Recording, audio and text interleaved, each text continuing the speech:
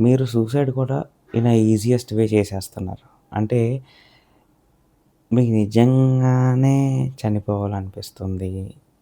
మీకు నిజంగానే జీవితం మీద ఒక హోప్ లేదు, ఆశ లేదు అంటే, నేను మీకొకటే చెప్తా.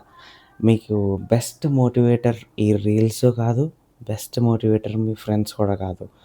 మీ ఫాదర్ మీరు పుట్టినప్పటి నుంచి మీరు ఈ స్టేజ్‌లో వచ్చేంత వరకు ఆయన మీ ముందు ఎప్పుడు ఏడ్చుండరు.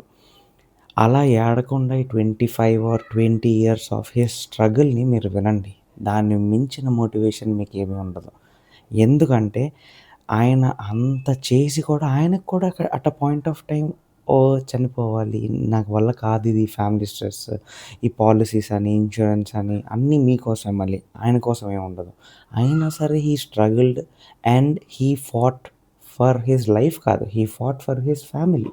అంటే అది మీరే. అలాంటిది మీరు అన్నీ బాగుండి అంతా ఉంటే ఏదో పెద్ద స్ట్రెస్ వచ్చింది, పెద్ద ప్రాబ్లమ్ వచ్చింది, మీరు తీసుకోలేకపోతున్నారని you are ready to sacrifice your life. అప్పుడు కూడా మీరు మళ్ళీ ఆళ్ళనే బాధ పెడుతున్నారు. ఆళ్ళంత బాధపడినా ఆ బాధ మీ ముందు పెట్టకుండా మీరు హ్యాపీగా ఉంటారని అనుకుంటే మీరు మళ్ళీ చేస్తుంది అదే పని. సో, ఇది కాస్త మానుకోండి. అండ్ ఏమైనా ఉంటే మీ ఫ్రెండ్స్‌కి మీరు షేర్ చేసుకోండి. లేదు భారంగా అనిపిస్తే just DM me. Will have a normal conversation. మాట్లాడుకుందాం. మాట్లాడితే మీరు ఆ ఆలోచనలు పోతాయంటే అందులో ఇంకేముంది చెప్పండి. You people can share with me. లేదా మీ ఫ్యామిలీతో షేర్ చేసుకోండి. లేదా మీ ఫ్రెండ్స్‌తో షేర్ చేసుకోండి. అంతేగాని life is not a joke. దాన్ని ఈజీగా తీసుకొని సూసైడల్ థాట్స్ మాత్రం మానేయండి. కరెక్ట్ కాదు. Okay. Once think about it.